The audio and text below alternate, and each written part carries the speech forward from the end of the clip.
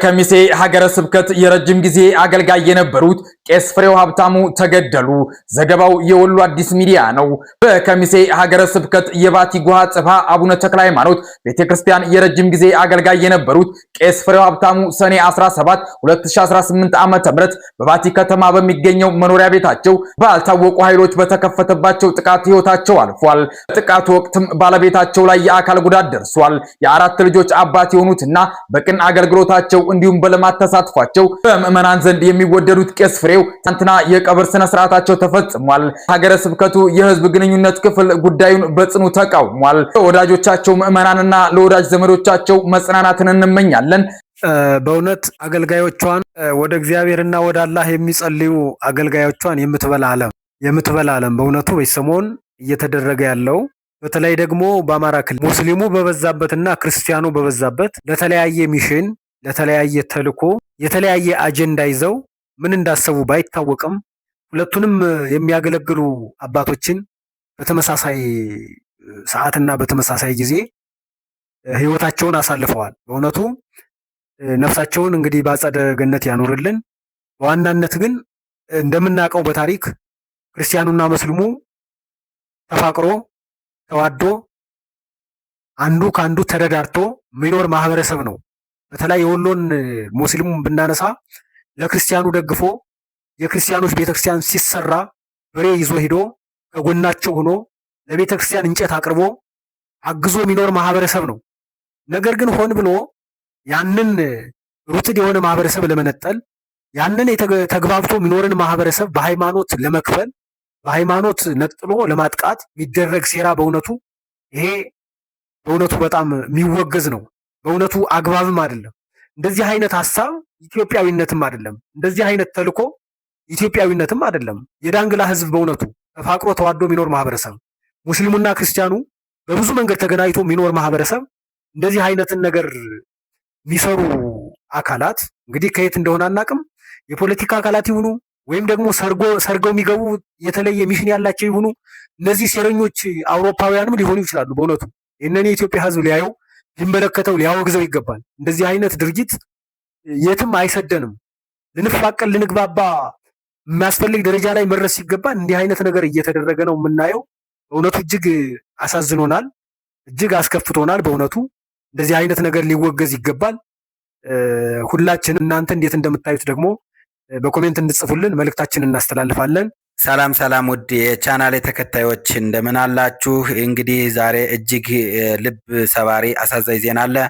እሱ ምንድነው? በአማራ ክልል ሁለት የቤተ ክርስቲያን አገልጋዮች እንዲሁም አንድ የመስጊድ አገልጋይ በዛሬው ዕለት በአልታወቁ ታጣቂዎች ተገድለዋል ማለት ነው። በከሚሴ ሀገረ ስብከት የረጅም ጊዜ አገልጋይ የሆኑት ቄስ ፍሬው ሀብታሙ በትናንትናው ዕለት ተገድለዋል። በከሚሴ ሀገረ ስብከት የባቲ ጓሃ ጽባህ አቡነ ተክለ ሃይማኖት ቤተክርስቲያን የረጅም ጊዜ አገልጋይ የሆኑት ቄስ ፍሬው ሀብታሙ ትናንት ሰኔ 17 ቀን 2018 ዓ.ም በባቲ ከተማ በሚገኘው መኖሪያ ቤታቸው ባልታወቁ ኃይሎች በተከፈተባቸው በጥይት ጥቃት ህይወታቸው አልፏል። በጥቃቱም ወቅት በባለቤታቸው ላይም የአካል ጉዳት ደርሷል። የአራት ልጆች አባት የሆኑት በቅን አገልግሎታቸው እንዲሁም በልማት ተሳትፏቸው በምዕመናን ዘንድ የሚወደዱ የቄስ ፍሬው ስርዓተ ቀብር ዛሬ ሰኔ 18 ቀን 2018 ዓ.ም በባቲ ጓሃ ጽባህ አቡነ ተክለ ሃይማኖት ቤተክርስቲያንም ተፈጽሟል። የሀገረ ስብከቱ ህዝብ ግንኙነት ክፍል ድርጊቱ በጽኑ ያወገዘ ሲሆን መንግስት ጥቃቱን የፈጸሙ አካላትን በአስቸኳይ ለህግ እንዲያቀርብና የባቲ ከተማ ምዕመናን ከመንግስት ጋር በመሆን ጉዳዩን በቅርበት እንዲከታተሉም ጥሪ አቅርበዋል ማለት ነው። ለወዳጅ ዘመዶቻቸውና ለምዕመኑ መጽናናትን እንመኛለን። በአማራ ክልል በሌላ በኩል ደግሞ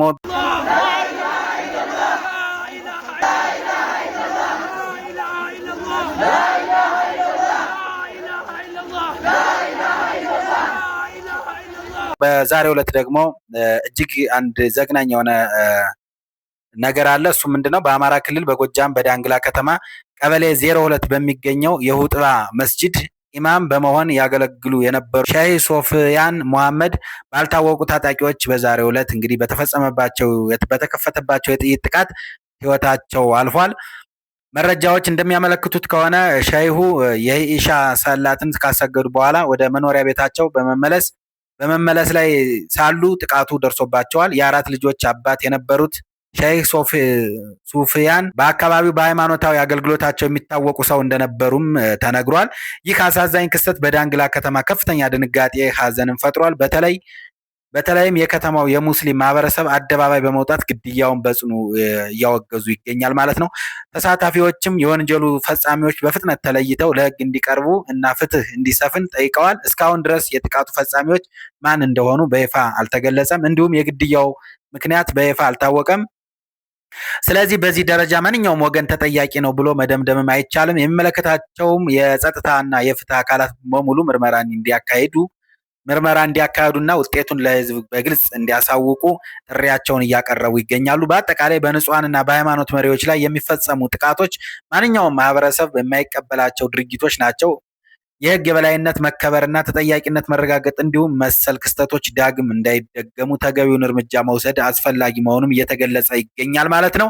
በመጨረሻም ለሼህ ሶፊያን መሐመድ ፈጣሪ ምህረቱንና ጀነትን እንዲያድላቸው ለቤተሰቦቻቸው፣ ለወዳጅ ዘመዶቻቸውና ለመላው የእምነቱ ተከታዮች መጽናናትን እንመኛለን። ሀሳባችሁን በኮሜንት አስቀምጡ።